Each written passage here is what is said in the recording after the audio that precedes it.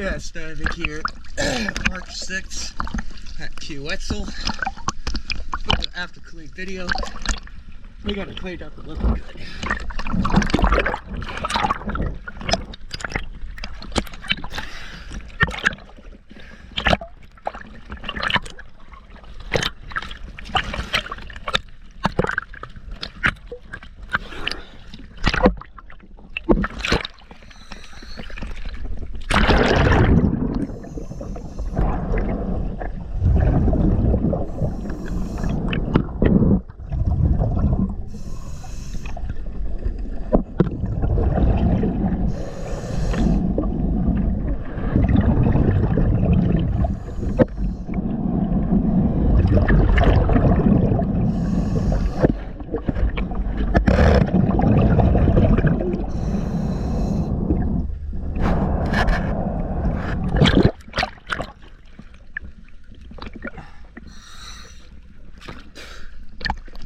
Sorry about the visibility, it's a little rough today.